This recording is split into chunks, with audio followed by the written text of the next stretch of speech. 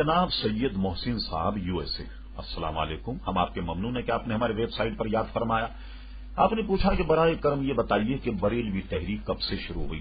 تو دیکھیے، بریلوی تحریک کوئی ایسی تحریک نہیں کہ جس کو ہم کہیں کہ یہ نئی جماعت ہے یا کوئی نئی تحریک ہے، بلکہ عموماً عرف میں اس کو بریلوی تحریک کہہ دیتے ہیں، جو وہابیوں کے خلاف۔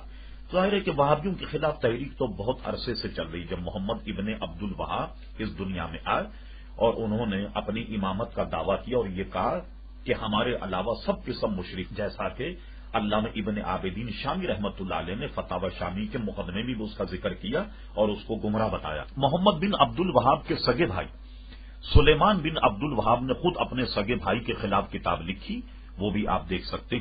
بر صغیر ہندوستان میں یہ ہوا کہ شاہ ولی اللہ محدث دہلوی جو ہیں، ان کے خاندان سے تعلق رکھنے والے مولوی محمد اسماعیل نے کتاب و توحید کا چربا جو ہے وہ تقویت الایمان کر کے چھاپا، اور اس کے خلاف بھی علماء نے گویا فتاوے دیے۔ اور وہابیوں کے خلاف تحریک میں تو علامہ فضل رسول بدائمی رحمت اللہ تعالی نے سب سے پہلا کام کیا، اور اس کے بعد میں جب وہابی تحریک چلی ہندوستان میں تو سب سے زیادہ تعاقب اعلی حضرت فاضل بری رحمت اللہ علیہ نے ان کا کیا۔ ان کی کفریہ عبارتیں لکھ کر کے حرمین شریفین کے علماء پر پیش کی، اور 32 حرمین شریفین کے علماء نے ان کی تکفیر کی، جو حسام الحرمین کے نام سے مطبوعہ ملتی ہے۔ پھر اس کے بعد میں بر صغیر کے 268 علماء نے ان حضرات کے کفر پر دستخط کیے، جو صوارم الہندیہ کے نام سے کتاب ملتی ہے۔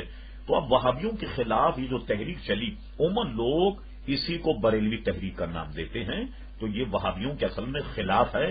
بریلوی بذات خود نہ کوئی فرقہ ہے نہ کوئی جماعت، بلکہ یہ اہل سنت و جماعت ہی کا نام ہے، جس کو لوگ بریلوی کہا کرتے ہیں۔ تو میں سمجھتا ہوں کہ اتنی ضرورت کے مطابق بات آپ کے لیے کافی ہوگی۔ اگر اس میں تسلی نہیں ہوئی تو نئے ای میل پر آپ سوال کیجئے اور اس کے جواب بھی ہم سے لیجیے۔